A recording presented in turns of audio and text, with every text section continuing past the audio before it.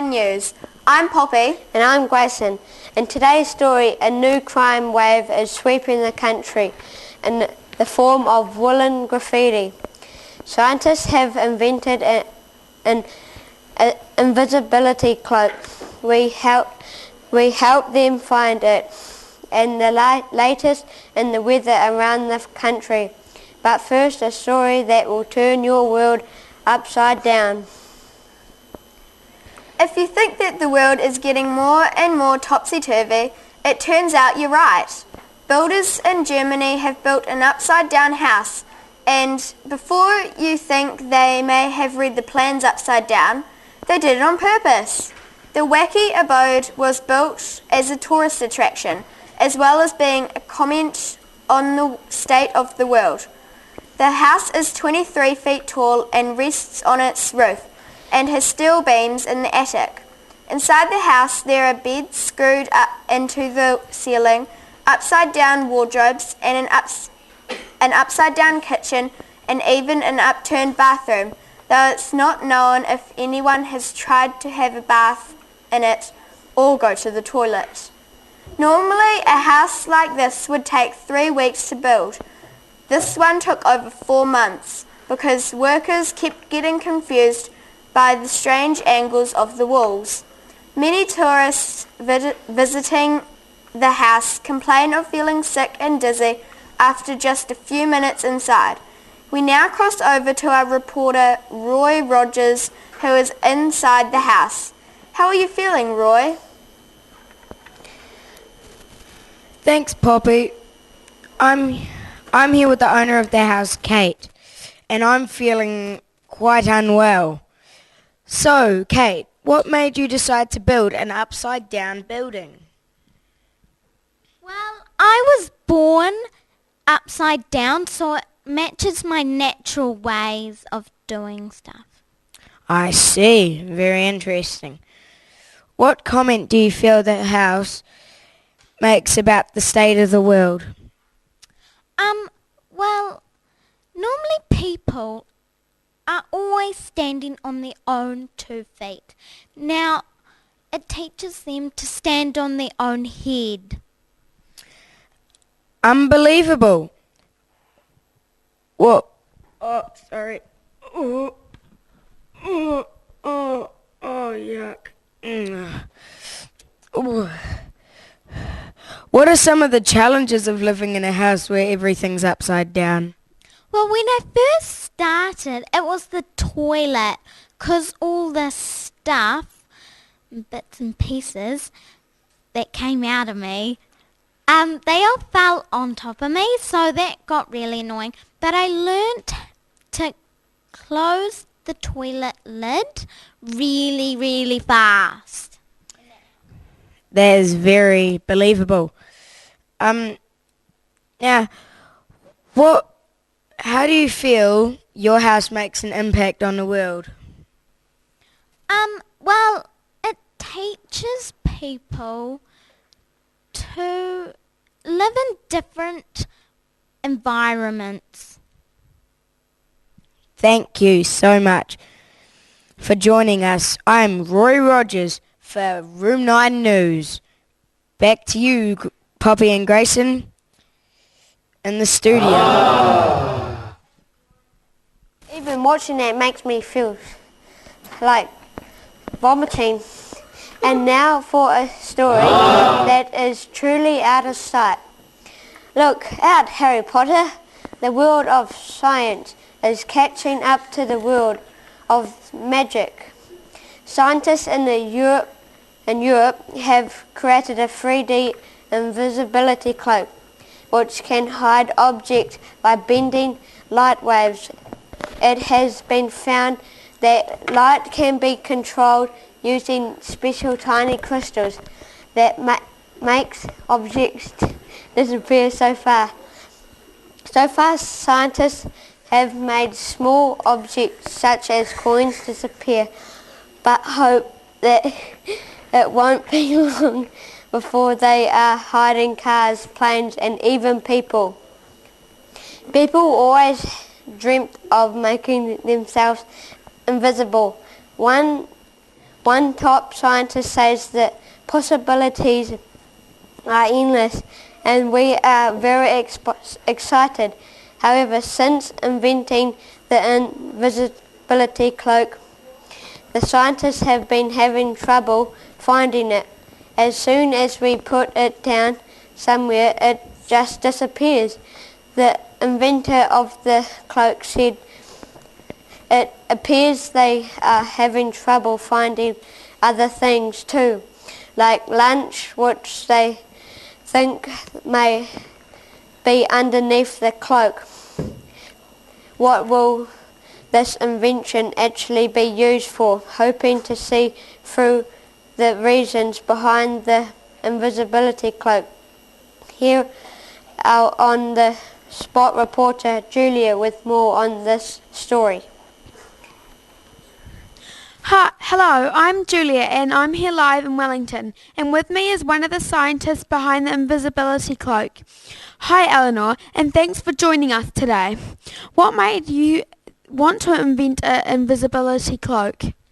So I can get criminals back into jail that have escaped. Interesting. Can you show me how the invisibility cloak works?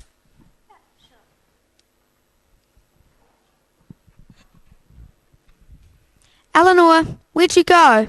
Whoa, it really does work. Does it work on you, or can it work on anyone else? I don't know. I've never really tried it before. Would you like a go? Okay.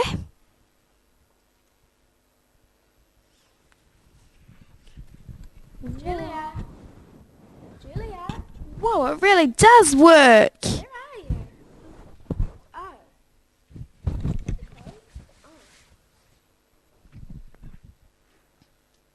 What do you hope the cloak will be used for? The same. Spying on criminals and bringing them back to jail, and just the usual, really. Anything else? No, not really. I just try and keep it in private, really. How long did it take you to invent the invisibility cloak? I was 19 when I started creating it, and it took about 5 years. So you're around 24? Yeah. Well, that makes everything very clear now. Thanks for joining us. Back to you, Poppy and Grayson in the studio. Thanks, Julia. And now, how's this for an interesting yarn? A new wave of graffiti crime is covering the country, thanks to an underground gang known as the Midnight Knitters. These wool-waving criminals are covering tree branches and lampposts with small jerseys and scarves under the cover of darkness. Police say the knitted activities of the gang are illegal because their woolly crimes are being done on public property without permission. The popularity of woolen graffiti is growing, and more public objects are being wrapped up every night. But the problem is growing. Police say and warn that if the Midnight Knitters aren't caught soon, every tree, lamppost and traffic light in the country will be warmly dressed against the cold. The problem is spinning out of control. There are a close-knit group of dyed-in-the-wool criminals. We are stitching together a case, but it's not seamless. There is no real pattern to the crimes, a police spokesman said today.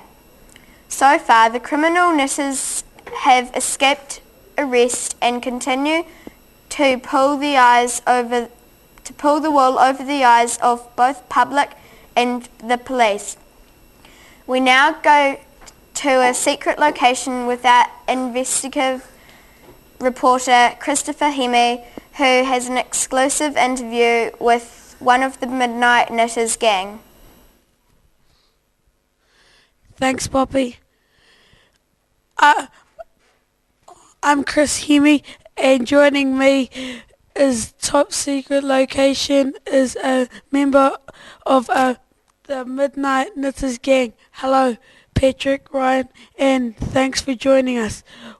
What led you into the dark underworld of knitting graffiti?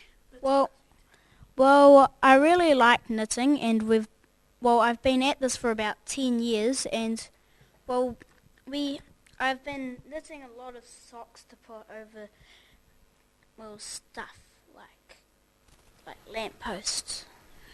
Do you think yourself as a criminal? Why? Why not?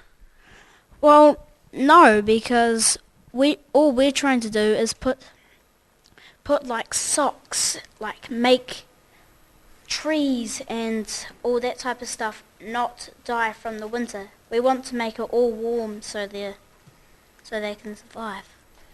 Apart from trees, lampposts, and traffic lights, what else would you like to graffiti with your woolens? Well, I would really like to do it on try it out on some animals like pigs and cows, because they don't really have any, pigs don't really have any fur, so we're going to try and wrap these around them in the mornings and at night, so when it comes up to the morning they're not really freezing. How old were you when you joined the Midnight Knitters gang? About 22 now. I'm about 22. Thanks for your time, Patrick Ryan of the Midnight Knitters. We now go over to Luani Munson with the weather.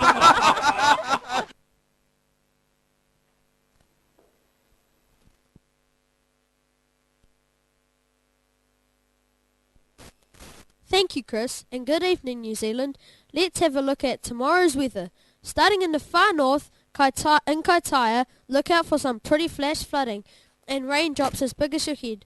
If you're going outside, wear a hat. Moving down to Auckland, there will be a mix of fair conditions and unfair conditions.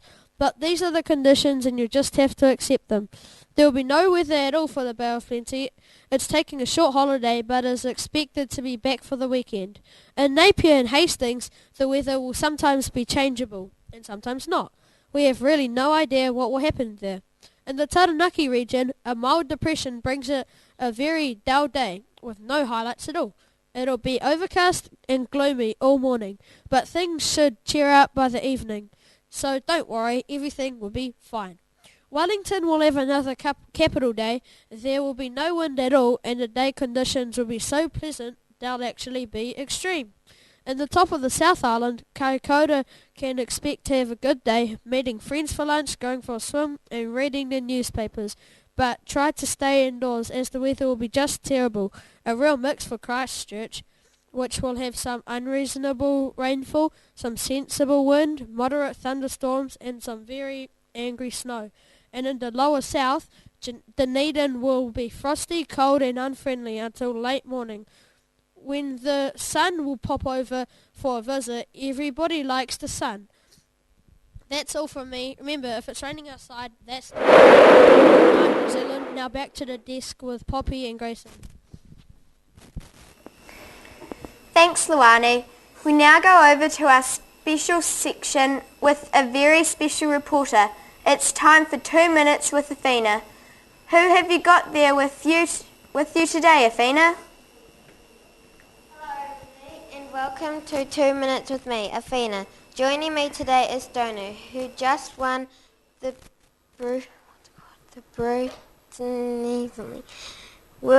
Lion World Cup. What lie did you tell to win the lion competition? Well, I told the scientists that the world was going flat. Do you lie all the time or only in competitions?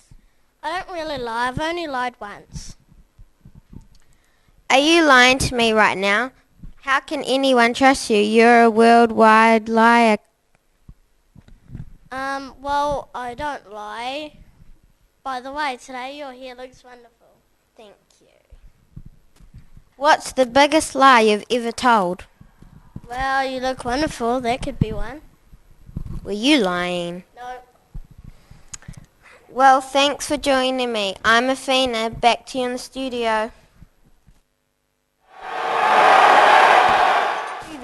Thank you for that, Afina. And that's all we have time for. We hope you've enjoyed this evening's broadcast.